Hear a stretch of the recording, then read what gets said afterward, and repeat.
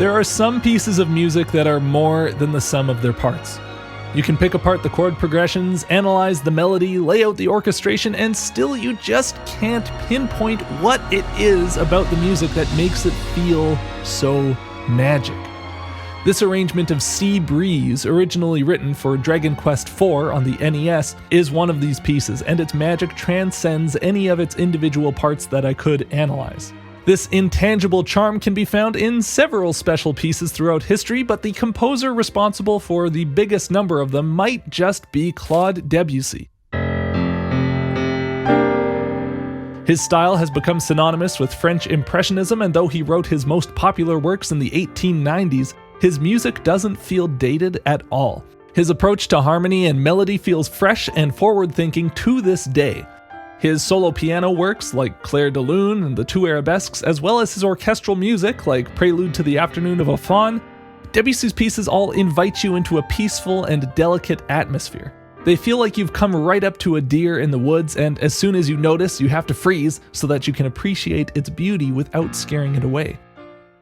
Sea Breeze from Dragon Quest IV, written by Koichi Sugiyama and performed here by the Tokyo Philharmonic, was clearly an attempt to capture the same essence as Debussy's most beautiful works, and I have to say, it succeeds wonderfully. And while I can't pretend to be able to explain all of the magic of the piece, there are a few qualities that were clearly taken from Debussy's style that go into making this piece work. These are a simple, almost childlike melody, rich and floaty harmony, and an emphasis on and exploration of texture as a key focal point of the piece.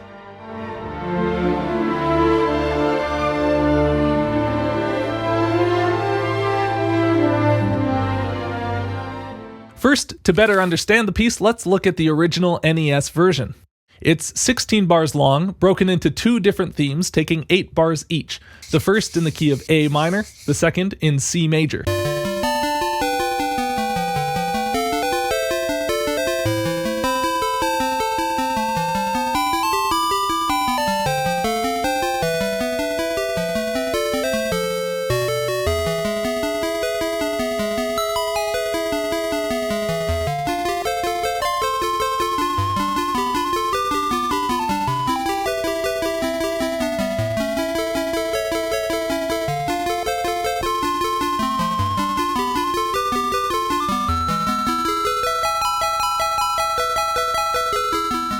Even in its chiptune form, the impressionist influence is evident. The melody is lyrical and gorgeous and alternates large leaps, which generate lots of drama, and more restrained scalar motion, which brings that drama back down into a more delicate place. We see the same approach used in loads of Debussy's melodies. His biggest hit, Clair de Lune, opens with an enormous octave leap in the melody and then settles into gentle scalar phrases that pulls the energy back down.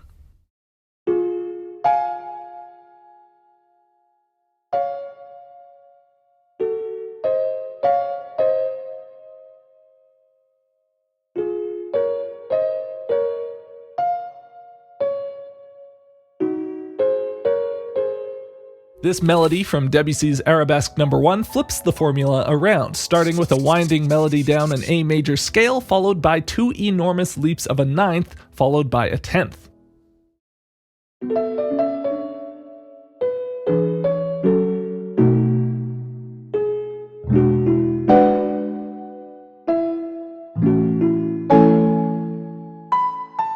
Notice the use of échappés. This is a melodic technique where a move down a step in a scale is filled in first by a step up in the opposite direction, creating this shape where the melody pokes its head up and then leaps down to where it was inevitably going. These are also called escape tones, and you'll see them everywhere in Debussy's music. You'll also see them in Sea Breeze's melody, and the second phrase in particular shares a very similar contour to the melody that we just heard from Debussy's Arabesque No. 1.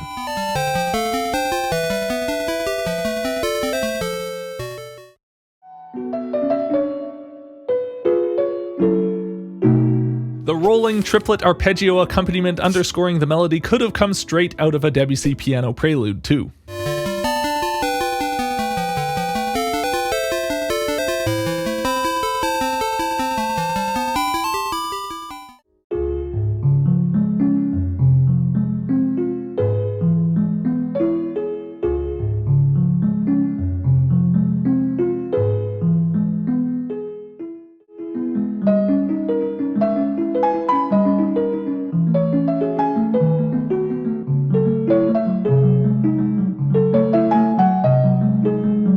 A delicate melody played over turbulent arpeggiated accompaniment has a certain poetic quality to it. It feels like a small ship being carried over enormous ocean waves. This triplet arpeggio accompaniment allows Sugiyama to evoke some rich extended harmonies even with only 3 voices at his disposal. Sea Breeze is populated with minor and major 7th chords, 2 sounds also favored by the French impressionists, progressing in pleasant and straightforward motion around the circle of 5ths. These are 4-note chords, and we have just 3 voices to use on the NES, one of which is preoccupied with the melody, but breaking the chords up into arpeggios like this allows the full picture of the harmony to come through even with this hardware limitation. As much as I love complicated chord progressions, you can't deny that a 2-5-1 with the 7ths included on each chord just sounds great.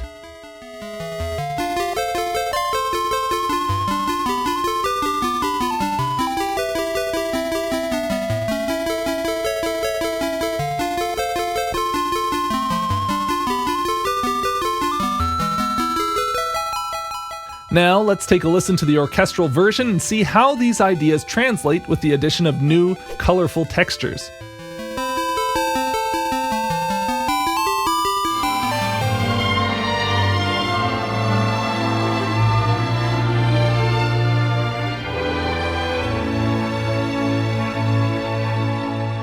The fully fleshed out version of Sea Breeze is scored for a modest orchestra composed of 2 flutes, 2 oboes, 2 clarinets, 2 bassoons, 4 French horns, 2 trombones, bass trombone, tuba, a harp, 3 percussionists, and a full string section. The emphasis on winds and low brass and the inclusion of harp already appealed to the delicate touch and colors of French Impressionism, rather than the default orchestration of modern games and films which feature more forceful, brass-heavy orchestrations. At this point, you might be thinking that, for the release of this symphonic arrangement album by the Tokyo Phil, some clever arranger took this nice piece from the NES and set it to a pretty orchestration that takes the Impressionist influence into account, even adding this gorgeous introduction that wasn't present in the original NES version.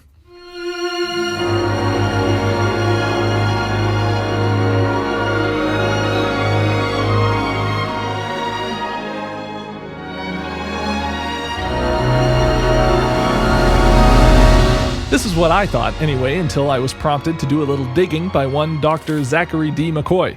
He graciously shared a copy of the score to this orchestral arrangement with me, so I cannot thank him enough for that. But we also talked a bit about the piece, and he believed Sugiyama had this whole version of the piece in mind from the beginning, and his NES version was just the best he could do to express his musical intent on the limitations of the hardware. So I did a little more research, and while the Tokyo Phil version of this arrangement is the most popular on YouTube, I found that there was actually an earlier recording of the same symphonic suite for Dragon Quest IV recorded by the NHK Symphony Orchestra back in 1990, the very year Dragon Quest IV came out. And what's more, all of these arrangements were made by the composer himself. It's clear that Sugiyama wrote the soundtrack as a series of full orchestral works and then pared them down to fit on the NES rather than the other way around. He truly was a genius composer and likely the only example of a professional classical composer investing his time and talents into the world of game music so early on in the medium's life. His apparent belief in the potential of games as an art form right from the early days is almost as inspiring as his music. Now, let's take a look at this arrangement's introduction and see if we can't explain at least some of the magic behind it. The piece has a massive impact right from the beginning, hitting you with an ocean of sound that's as overwhelming as it is gorgeous, and it's because of the dense instrumental texture.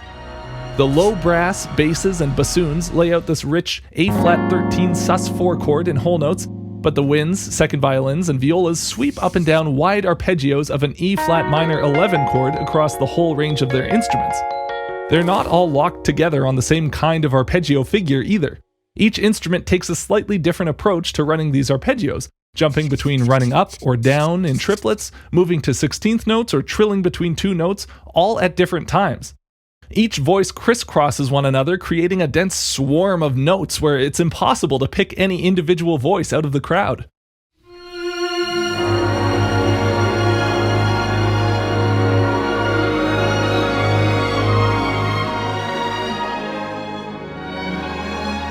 It's a small detail, but I think a big contributor to the impact of this texture is the massive contrast between the first two notes.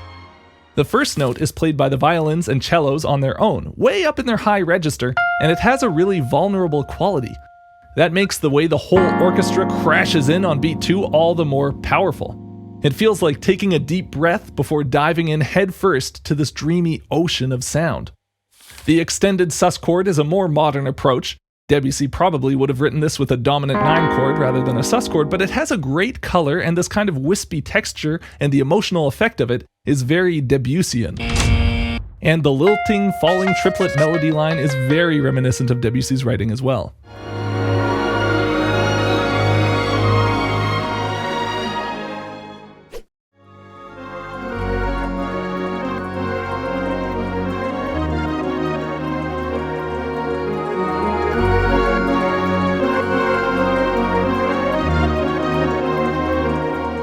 The way the harmony evolves from this opening chord is basically exactly what Debussy would do though too. We move from our A-flat sus to a big B9 chord. This shift to an out-of-key dominant 9th chord, particularly one a third away, is a classic impressionist move. Check out the beginning to Prelude to the Afternoon of a Faun, where we move from a C-sharp minor 6 chord down a third to sit on a big B-flat 7.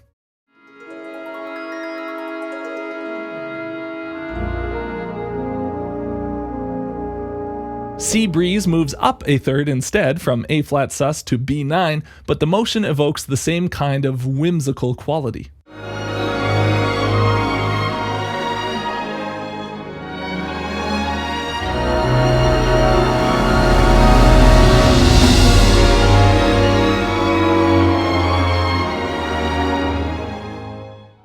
After this move, the harmony gets much more complicated, sinking chromatically down from a G half diminished to G flat 7 to F minor 7 before moving back to the tonality where we started. But notice how these movements all work perfectly with the same melodic figure that we heard dancing down the A-flat Mixolydian scale in the previous phrase. The first time around, this twirling triplet line was just a pretty way of moving down the scale associated with the underlying chord, but this same figure sees each triplet reharmonized into a new sound the second time. That opening high F note becomes the sharp 11th of the underlying B9 chord, and each subsequent note fits perfectly with each following chord, even as each of these chords breaks away from the tonality of the previous one.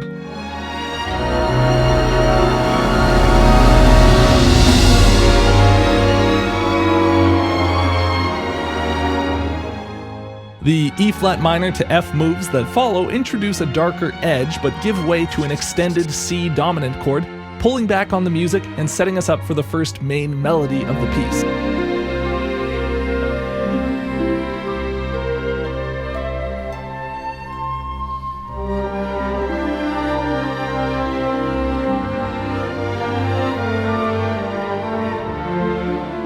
Set against our original NES version, we can see exactly what the orchestral texture adds to the music. The arrangement is basically the same, made up of the melody and triplet arpeggios following the chord progression, but we can see a few new changes made possible by the leap from 3 voices to over 20. Rather than sitting on top of the arpeggios, the melody is moved down into the tenor range and played by the French horns and cellos in unison. The arpeggios on the NES arrangement start from the bass note of each chord and then work their way up, but in the orchestral version the two rolls are separated out, with the bass instruments holding down the bass notes and the arpeggios bumped way up into a higher register, staying out of the way of the melody. The arpeggios are also harmonized with lush 3-part harmony and doubled by the strings, harp, flute, and clarinets together to carry on the lush texture of the introduction, albeit in a less dense, more unified manner.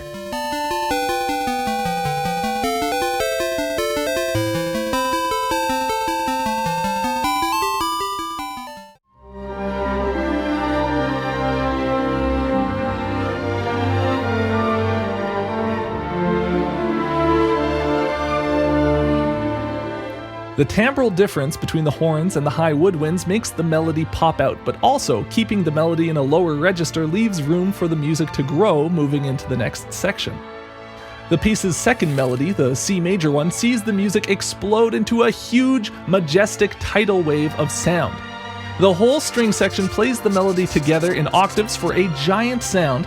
Even more winds jump in to harmonize the triplet arpeggio accompaniment, and the brass comes in to fill out the chords with these held pads.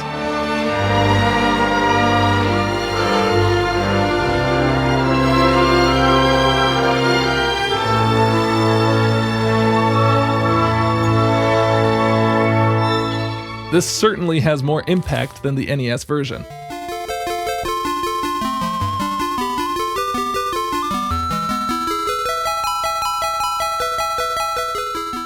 With no hardware limitations, the composition can now expand on its two main ideas rather than just repeat them on a loop.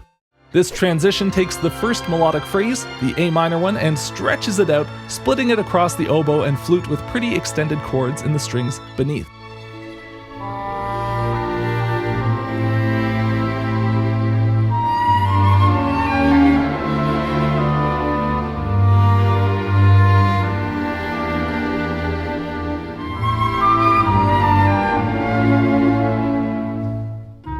I absolutely love that part. We also hear a version of this melody up in a higher register and harmonized just like the NES version. This section in the middle of the arrangement puts the melody and its harmony part in the violins but replaces the triplet arpeggio accompaniment with this eighth note counterline in the violas and cellos, adding brass pads to fill out the sound.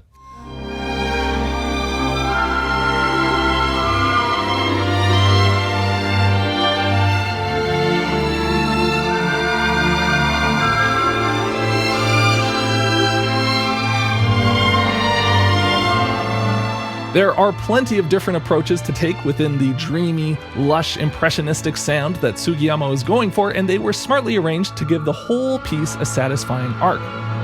I think Debussy himself probably would have thought highly of this piece, and it's locked down a special place in my heart. I cannot thank enough Dr. McCoy for sharing his score of the arrangement with me. Thank you for watching, and I'll see you all in the next one.